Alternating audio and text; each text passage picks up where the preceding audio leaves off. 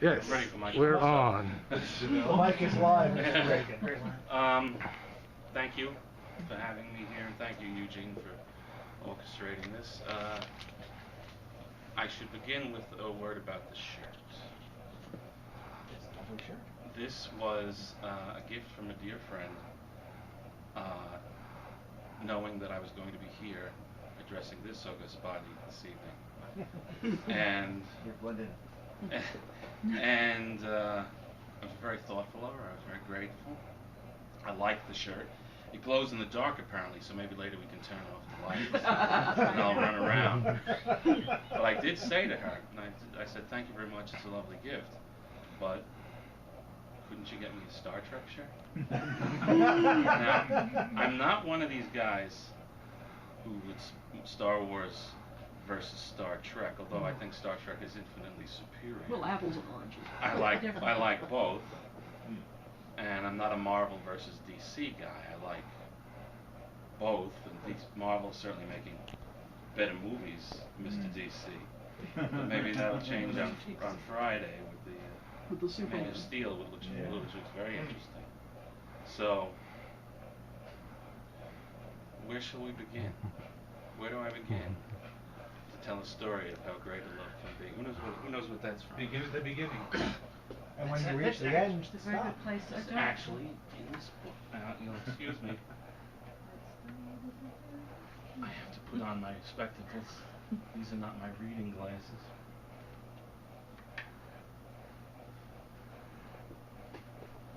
Not to derail you, but how did you get started in writing? Good. I welcome a lively discussion. Well, I graduated from Baruch College, majored in journalism. I did nothing with it. The 80s are kind of a blur, shall we say. And in the 90s, I bounced around various, jobs in the publishing world. Was downsized out of a .com in 2001.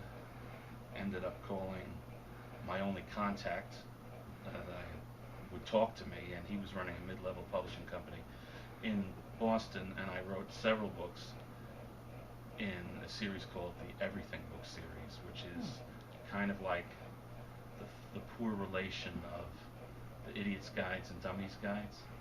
But I wrote 6 books in 4 years. 4 of them are good, but you need not buy them because I don't get any royalties. And then things kind of fell apart. The center could not hold, and mere anarchy was loosed upon the world, to paraphrase Yeats. And I've been working my way back to polite society, as Eugene said, and I have managed to crank out a novel called The Little Sister. Does anybody know how crassly commercial that title is? And how it's clearly a marketing thing. Not particularly. Okay, oh good. I shouldn't say anything.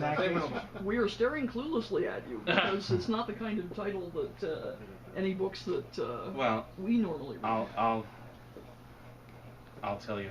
Raymond Chandler wrote a novel in the 1940s called The Little Sister, which was featuring Philip Marlowe. And this plot does not bear any resemblance to that plot, but trying to be savvy marketing guy, and people who are mystery fans, although this is technically a thriller, not a mystery, will see The Little Sister and say, oh, he's making an homage to Chandler. So that's that. So this story is, I have a disclaimer that says this is a work of fiction, and any resemblance to anybody is entirely coincidental and unintentional. So I'll stand by that in the court of law. But between friends, there are large autobiographical passages to it, except for the murder and killing part. That's good. So far. So it's about, well, I live in Jersey City. It is about, the story opens with a fat 50-year-old man living in the inner city section of Jersey City on Social Security disability. I am a fat 51-year-old man living in Jersey City under similar conditions. What? No resemblance at all. It's a work of fiction. Yeah, you should sue yourself. I wouldn't get any money. 50 points of similarity. So I pitched an idea several years ago for a nonfiction book about a guy who was in similar straits. Me, it's a nonfiction book, who finds, he loses his job in middle age, he sinks into despair, and he finds redemption and salvation by taking in 2 stray cats, which is true. That actually happened. Nobody was interested in the publishing world. In fact, you don't get replies anymore. In the old days, you would get at least a form letter saying, thank you, but we're not interested. Now they just ignore you. But one letter I got from a young woman said, this is an interesting story. If it were written by Howard Stern or Dick Cheney, we would consider it. But you have no platform.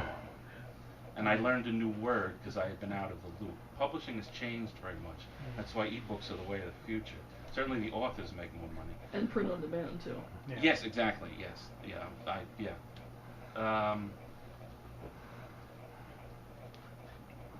That was the craziest email I've ever received. Howard Stern and Dick Cheney would be unlikely to find themselves broke and destitute and living in the ghetto and taking in 2 stray cats. I wish. Especially Cheney. I really wish he'd find himself broke. Well, that undisclosed location has to be somewhere. Yeah, that's true. Yeah. For all you know, it's the ghettos of oh, there you go. So, when that was not well received by the publishing world, I figured I'd slightly fictionalize it, jazz it up with a little sex and violence, and issue it on my own as an ebook. Why not? So here we are. This is set in the inner city, and I'll tell you afterwards that it is, even the plot, which I'm not going to reveal. I'm not going to read a lot of it because it's a thriller. You want to, but it's, you find out it's not a whodunit, it's a they done it, and how does the protagonist thwart them and stay alive. So it was inspired by an actual event that happened to the woman I was living with at the time, which you'll hear about. So after I read this, it's the first time I'm reading this in public or anywhere. I hope that when I look up after reading, that you are not all staring open-mouthed like the audience in the producers after the springtime for Don't want to walk out either. Because this is a satirical thriller. I'm calling it that. The world will call it whatever they call it. And in good satire, nobody should be spared, and nobody is. But you have to read the second half of the book to see, to get the whole picture. For example, maybe I'm touting this as too edgy, but there are people. If I alienate a certain amount of people on the extreme left and a certain amount of people on the extreme right, I will feel that I've accomplished my job. It's like the same amount. It's fair and balanced, so you're good. You decide. All right. The Little Sister, Chapter 1. I'm a fat man. I'm a white man. I'm a fat, late 40s white man living on Social Security disability insurance in a black neighborhood in Jersey City. I think I have an enlarged prostate. I hope it's benign. The tale that is about to unfold just ended, and I emerged relatively unscathed so far. In the past couple of weeks, I had a grand adventure or tragic misadventure. I saved the day, kind of. Saved the girl, sort of.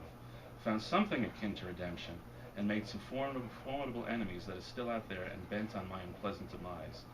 But that's the subject for a sequel if I survive to write one. However, as the poet said, to begin at the beginning. At midlife, I found myself in a dark and dangerous hood. Midlife? Who was I kidding? At 49 and unlikely to see 98, there was nothing mid about my chronological status. I was closer to the end than the beginning, even under optimum conditions, and these were hardly the best of times. I was on a fixed income, a stranger in a strange land, and persona non grata in the industry where I applied my trade since I entered the workforce more than 25 years earlier. In one of the Daredevil comics, Kingpin says of the titular hero, the man without hope is the man without fear. Not entirely true. I was full of fear, but the man without hope couldn't be a reckless son of a bitch. I had been gentrified out of the Bronx. Sounds inconceivable, downright unbelievable, but all too true these days. And then gentrified out of downtown Jersey City. I was now living in the black part of town, tenant to a salty old lady named Hattie Hawkins. She was apparently something else back in the day. In the funkadelic 1970s, she was a female private detective, a real-life Foxy Brown. Time had not been kind to Hattie, and she was now a wheelchair-bound victim of diabetes and other ailments. But to paraphrase the late great Isaac Hayes, she was one bad mother. Yes. Feed me the, you've been a very nice straight man. Oh, Feed I'm me sorry. I did say it. Shut your mouth. Yes, mother, father, obviously. Mother, no, she was one bad mother. Shut your mouth. Yeah. That's the one, yeah. Thing from Shaft. Yes. Yeah. Ah, yes. That's the one. Okay. Sorry, I haven't seen Shaft in a really long time. Me neither. She took a liking to me and offered to rent the upstairs apartment in the house she owned at a reduced rate. I helped her around the place, did her shopping, and listened to her stories that were straight out of a blaxploitation movie. She was a very colorful woman of color.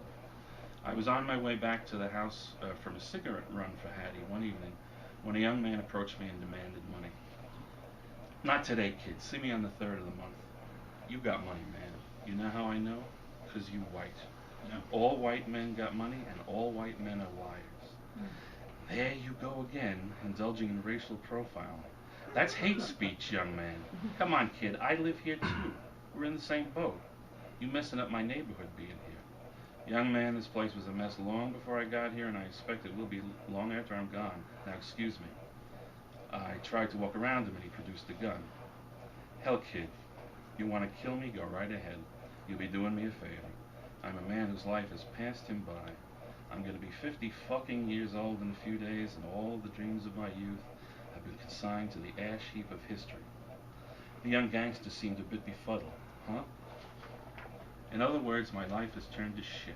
Put me out of my misery. He started to squeeze the trigger. There was no logic or emotion in his gaze. His eyes were as dead as he planned to make me. There were probably plenty of reasons why this kid became the person he was. But then and there, I didn't care. I wasn't a social worker. I was his potential homicide victim, and there's little room for the milk of human kindness when somebody is about to kill you. The survival instinct is pretty amazing. I meant what I said when I said it. But the moment he was about to oblige me, I didn't want to die. Like Jackie Gleason, I was a big guy who would be swift and graceful in short spurts.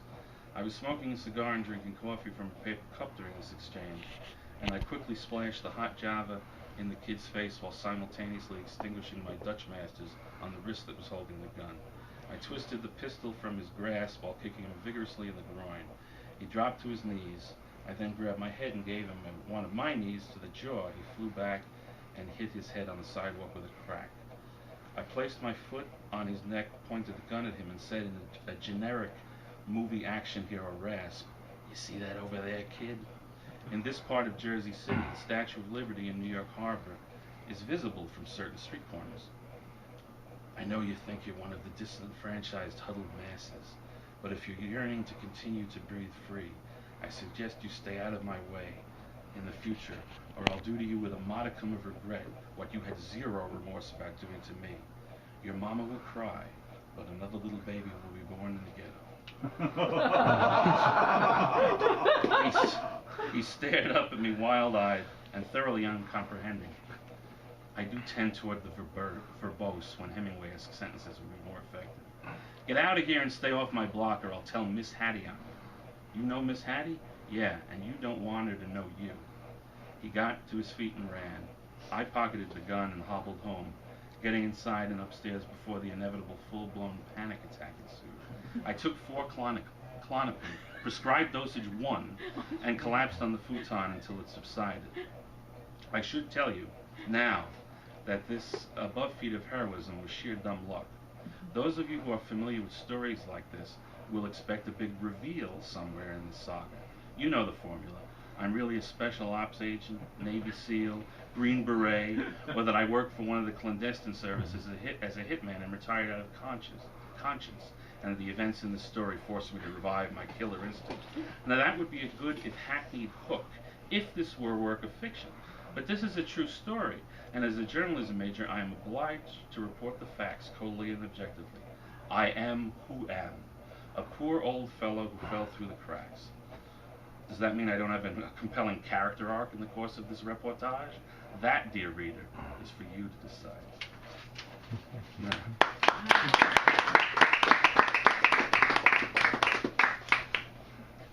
So, don't we all wish we could handle crises with that much aplomb? Yeah, that part I made up. Yeah. That never actually In the happened. words of Yoda, there is no such thing as do. It's do or do not. What is that? Do or do not. There is no. Do or do not. There is no. There's no such Wait. thing Do or as do not. try. There is no try. There is no such thing as try. No, there is no There try. is no You are doing. The only thing that Yoda said that buoys my spirits and makes me a fan is size matters not. Judge me by my size, do you? I'll read the chapter 2 so you can get an idea. The book is called The Little Sister. Oh, you want to ask me a question? Just a quick question. Yeah. Miss Hattie is based on an actual person, or is? No, I live in a private house, and there's an elderly woman that lives downstairs, but she wasn't Foxy Brown in the 70s. Okay. So this is kind of what the intent, even though it's in the ghetto and it deals with some heavy-duty topics. The intent is to try to have a light touch. My model is not so much down these mean streets, more charade with Cary Grant and all. Charade with guns. Yeah, or North by Northwest. Yeah. With comedy. Yeah, well, that's right. It's comedy in North by Northwest. So I'll read it's called The Little Sister for the reasons I said in the beginning. Theoretically, it should be called The Old White Guy. But that'll be the sequel. So, chapter 2. Hattie invited me to her apartment for breakfast the next morning, and she wasn't alone. A very large and lovely young black woman was sitting with her at the kitchen table. About 5'10", and I wouldn't even hazard a guess as to her weight, but she was sexy. Though large and in charge, she retained an hourglass figure and the most amazing backside I had ever seen. She also conveyed a sweetness that belied her grand exterior. My first impression was that of a little girl in a rather big body. She was a younger version of an old familiar face. Why are you doing this to me, Hattie? Hattie made the introductions. Beauty Hind, this is Scanlon Grimes. Hello, we said and shook hands. Sit down, you two, Hattie said, and we each took a chair. Beauty, I said. Do you sometimes go by the initial of your first name? Excuse me? Well, then you would be known as Behind. She didn't smile. Gee, I never heard that one before. Pardon my lack of originality. Your name is lovely and most appropriate either way. Silence. One of the divine mysteries of the feminine mystique is that deep and convulsive laughter can often induce a spontaneous and unwelcome bladder discharge. I can't tell you how many times I've had women say to me, "Stop, you're going to make me pee in my panties," when I'm telling a story or doing some comedic shtick. Naughty boy that I amp up the hilarity until incontinence ensues. My success rate thus far is 100%. Don't end my streak behind. Silence.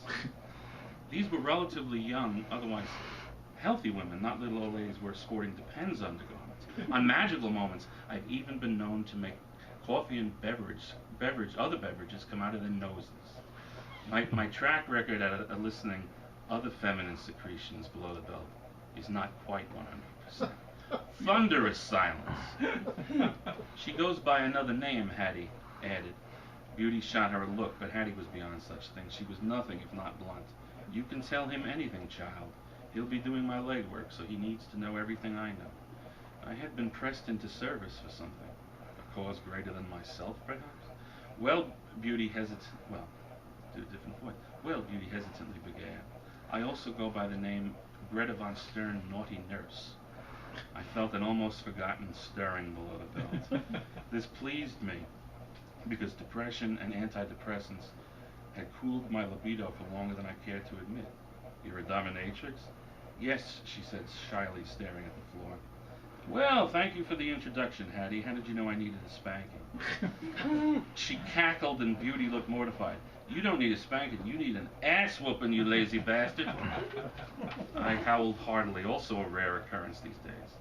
You're not the first to suggest that, and I ain't going to be the last. Beauty is here with a problem, and I need you to help us with it. 30 years ago, I'd have settled this myself, but now I need a fat honky to be my feet. Start talking, Beauty. Let the boy know the whole story. Beauty began, well, a friend of mine disappeared a week ago, and her body was found 2 days ago in Liberty State Park. She was half naked and had been raped and murdered. The body was also mutilated. I stared at Hattie. I'm sorry, Beauty. And she wasn't the first from this neighborhood. Every time I watch the news, there seems to be a story about a missing girl who usually turns up murdered. And you know what they all have in common, Mr. Grimes?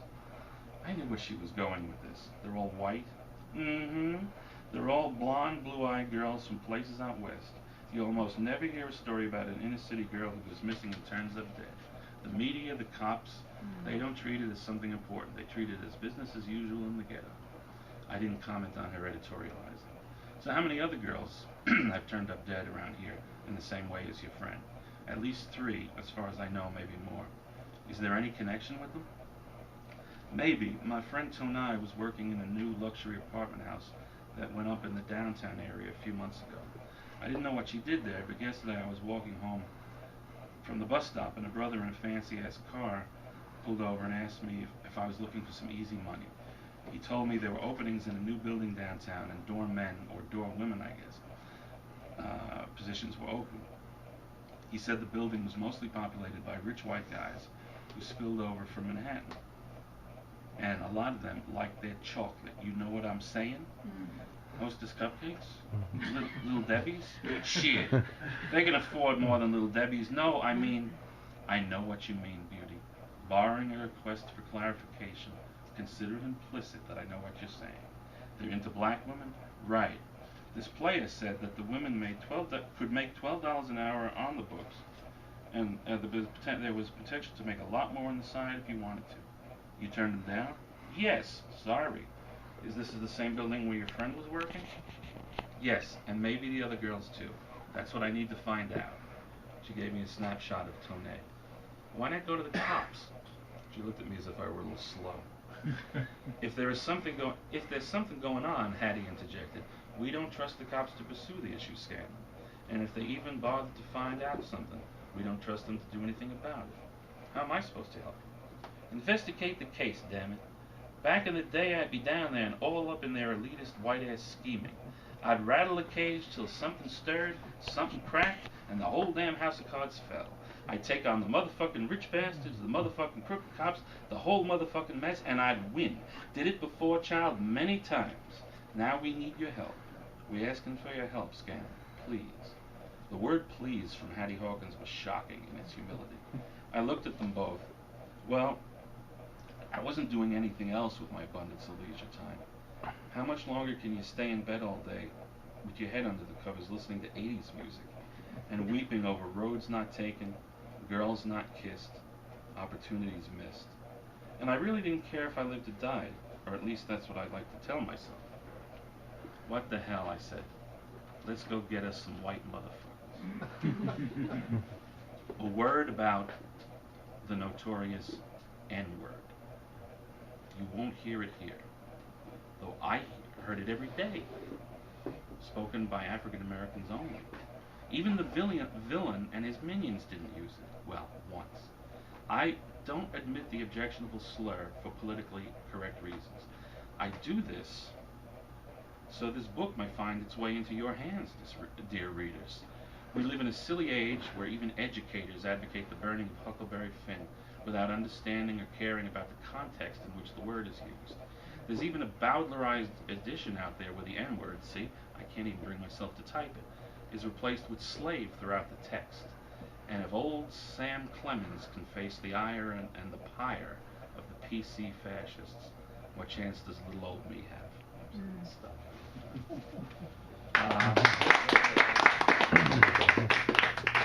When I first moved into this neighborhood, I moved in to be with the woman I was dating, and we moved into her old neighborhood in Jersey City. She's an African-American woman. And shortly after we moved into the apartment, she was approached by a guy who was essentially a pimp, who told her that there was a building in the downtown section that was seeking specifically African American women as their staff, and he told her that she could make a lot more money on the side from the rich white people that were moving over from Manhattan who wanted to have a black woman on the side. She turned them down, of course, but that thought stayed with me as really horrible and grotesque. Yeah. And I thought to myself, later, well, that would be interesting if one of them turned out to be a serial killer. So that is, I just told you the plot, but as I said, it's not a mystery. It's a thriller. So that is, I have other stuff, but... Well, I'd actually just like to discuss a little bit yes. the elemental differences between suspense/thriller and the standard mystery. And obviously the standard mystery, you don't know who the killer is until the big reveal, yes. usually in a dining room right. with people in fancy suits. Or on a train car, right. depending if you're Agatha Christie or not. Mm-hmm. Whereas a thriller, you do know, but the thrill is in the various machinations. What made you decide to pursue that route as opposed to mystery? Because writing a locked door mystery would require much too much brain power. And I didn't have it at the time, and I'm still working my way back up. So rather than, make it totally implausible and, well, it's not realistic, it's a novel, but it was easier to write a more streamlined thriller where you it's a model for what I'm striving for, nothing to do with the plot, but the original taking of Pelham 123. Oh yeah. That is like one of my favorite movies. It's not a comedy, but it's very, very funny. It's not a mystery, but it's a suspense story, but it's fueled by very interesting oddball New York types that don't really exist anymore, and the Walter Matthau character vis-a-vis the Robert Shaw characters. That's the kind of mood I'm trying to create. So it's not a realistic story of life in the ghetto. It's my interpretation,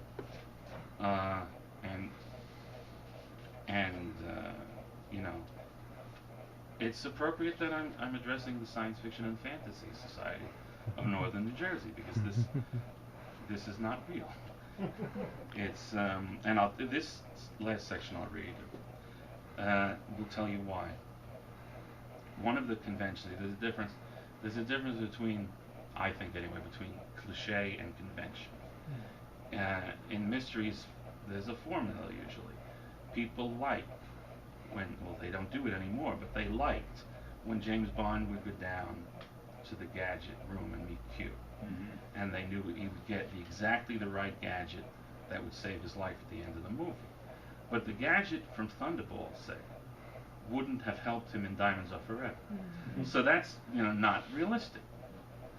And people like that. People like convention. They like formula. So there's a formula in thrillers where the guy often seeks help from a bad guy to fight another bad guy.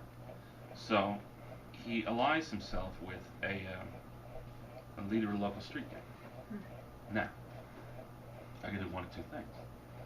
I could make it up, or I could go, I know where they hang out.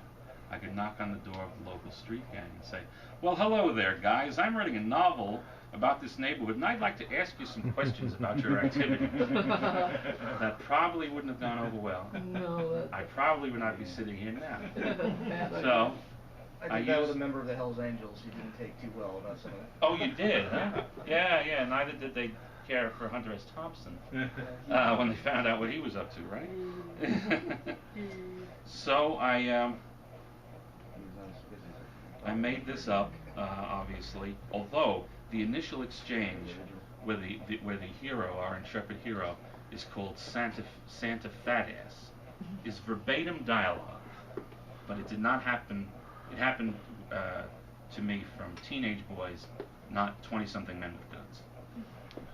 That's true, although this is a work of fiction. And this section is appropriate for this group, because as you'll see, this isn't exactly the worst ghetto in the world. There are places in the Bronx and Brooklyn that would put this area to shame when it comes to urban blight. It's made up mostly of private houses and some small apartment buildings. The ominous ambience varies from block to block. Hattie's stretch of Arlington Avenue is not bad. The block I walked down was everything you would expect in a ghetto. I approached a ramshackle house that I was told was the gang's lair. Excuse me, the fellows loitering on a hoopty in front of it confirmed I was in the right spot. I hoped I was wearing the right colors. It really didn't matter though, my skin color was all wrong. I stepped up on the stoop and prepared to ring the bell when a voice behind me most charmingly inquired, "Yo, Santa fat ass, give me $1." I spun on my heels to face them. That was their first surprise. I didn't show fear or run away. First off, if you want someone to give you money, calling them fat ass is not the best way to begin the negotiation. Their eyes collectively widened at my audacity. Secondly, if you guys have remained such innocent lads that you still believe in Santa, and you think that I am he, I regret to inform you that you have all been very naughty, and there will be no Christmas presents for you this year. There was some malevolent murmuring. And finally, I'm glad that you acknowledge Santa is white. At Christmas, I saw cardboard cutouts of black men with black beards on the doors of houses in this building, in this hood, and I took umbrage. They got off the parked car, and each assumed a singularly menacing pose, pointing firearms at me in that odd sideways manner I've seen in movies and TV in recent years. Rumor has it they have killed not only rival gang members, but complete innocents, usually honest students, according to the media. In other words, they were villains that would have no compunction about blowing me away. Not only was I dissing them with my dazzling bon mot, I brazenly strode on the porch of their Van Nostrand Avenue frat house, insulting them on their own turf. These are grounds for gunplay in their circle, but they didn't shoot. What's the world coming to when a suicidal white guy can't get blown away by a pack of sociopathic gangbaggers? They started speaking at me. They started speaking all at once. But the only words I could interpret from them were shit, motherfucker, and you know what I'm saying. Barring a request for clarification, consider it implicit that I understand. Tell Kenyatta I'd like to see him. You a cop? I'm here representing Hattie Hawkins. The demeanor changed slightly. Hattie was apparently my street cred, and probably a lifesaver. Get inside, man. There were more young men inside, sporting their colors and looking appropriately threatening. Behind the desk sat a big kid in similar garb. I would have put him in his mid-20s, but he had a commanding presence, and there was still light in his eyes. Kenyatta, I presume, if that is your real name. It is. Donald Goines fan? My grandfather was. You heard of him? I don't just read dead white men, young man. I occasionally read dead black men. What about women? No, only the ones that write about vampires. So how'd an old white guy like you get hooked up with Miss Hattie? Well, young man, she found me sitting on a park bench on the corner of Martin Luther King Drive and Flip Wilson Way. That's a real address. Yeah. She said, "What are you doing in this part of town?" And I told her that I figured, just like if you sit by the river Ganges long enough, you'll see the body of your enemy float by. If I sit here long enough, I'll be the victim of drive-by shooting and my troubles will be over. She called me a jive-ass turkey and invited me to her home. That was 3 years ago. Yeah, we seen you around. And I seen you seeing me. His posse sensed sarcasm and began to murmur again. He remained impassive. Ain't you scared, man? Look at him. He's into it. Can't do murders if they're into it. He lost his implacable veneer, and for a split second I sensed the fanboy within. The Dark Knight returns, he said. I nodded. We had found common ground. There are some girls turning up dead, and they may all be connected to one building in the downtown area. A source tells me that a guy in what we used to call a pimp mobile, if you'll pardon the expression, has been soliciting sisters to go work there. The implication is that they can make more than minimum wage if they're willing to provide sexual favors for the rich white men that live in the building. At least one of the dead girls worked there. I need to know if the others did too. I need the name of the pimp. Why come to me? Well, you're Mr. Big around here, aren't you? Mr. Big, what is this, live and let die? You know your stuff, kid. Well, I feel a little like Roger Moore in that movie about now. Chill, old-timer. I think I know this dude.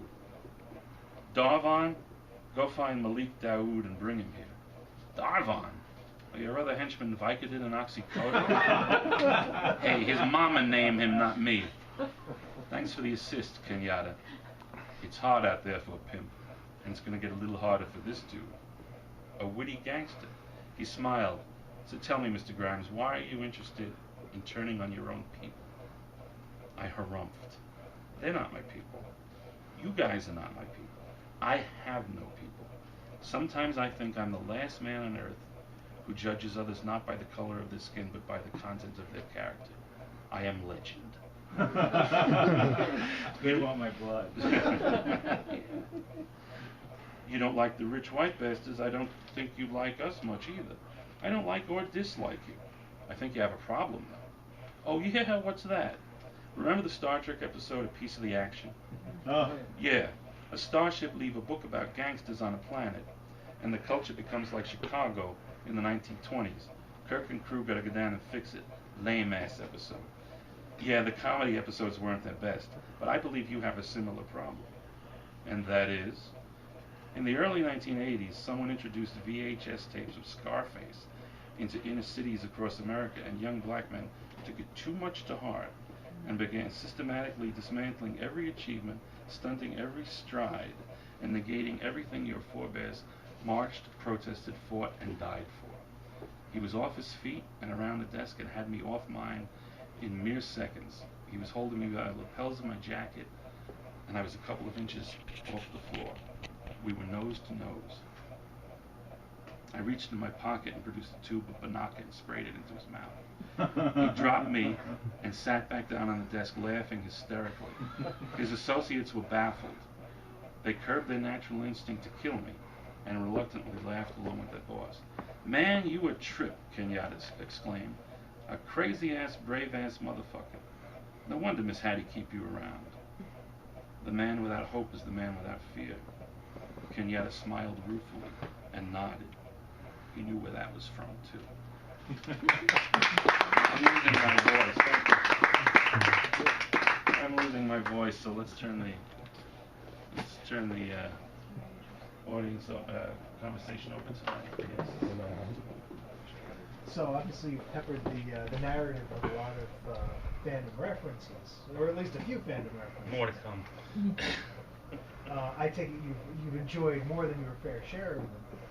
What were your major influences when trolling through fans? Well, as I said, I'm a big Star Trek fan, despite the shirt.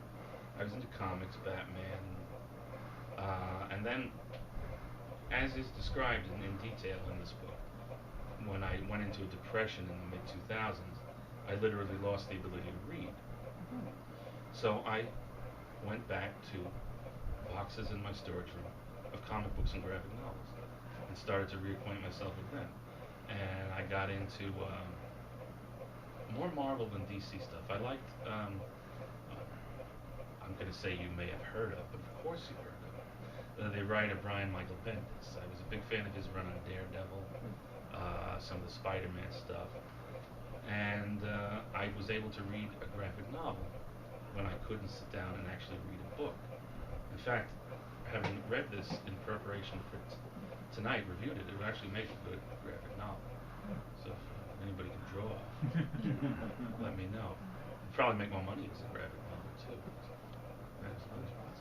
But the influence, if you read the whole thing, is less Chandler and Dashiell Hammett and more the Marvel movie universe. Because there's a groundwork laid for sequels that can go in several different directions, including one with a paranormal, supernatural angle. The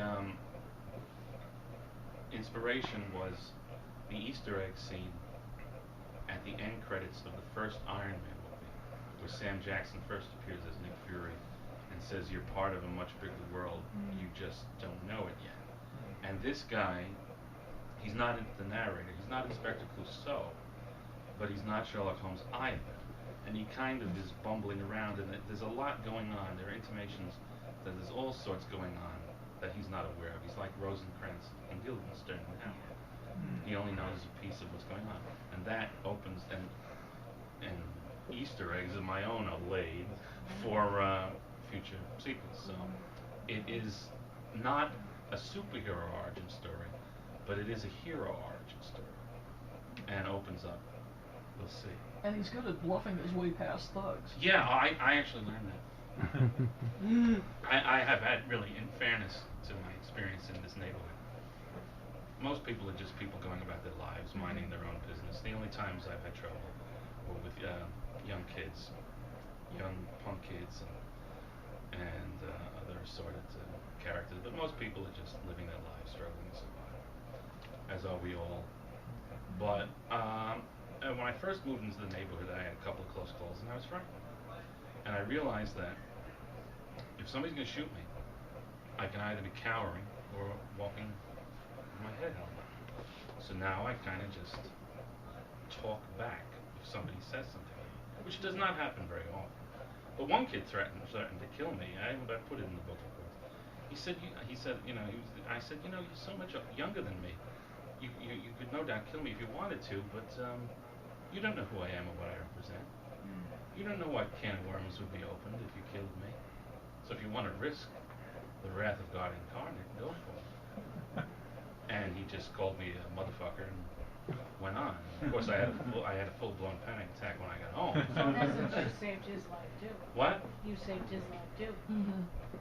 Because if he had killed you, you'd ended your life. If he killed me, I was intimating that I was, either a cop or I was confused for a mafiosa So who cares many what you times, say? which I Doesn't matter. didn't like. A woman said to me, there's a lady in the neighborhood named Miss I'll change her name, Miss Shields, and she's an 80-year-old woman, and she's a real character. And the first time I met her, she said to me, my, what a fine-looking Caucasian gentleman, and just the right size. I said to her, well, that's only because you haven't seen me with my pants down. And she said, there are other ways to please a woman's son. Come up to my house, I'll show me how. And she told me that I was the subject of curiosity in the neighborhood, and I'm kind of like, I equate myself to the Yeti of the Greenville section of Jersey City. Because I'm sighted, coming and going, but it just in glimpses. The unofficial mascot. Yes. And she also said to me,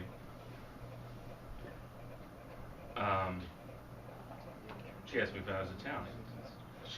She had an Italian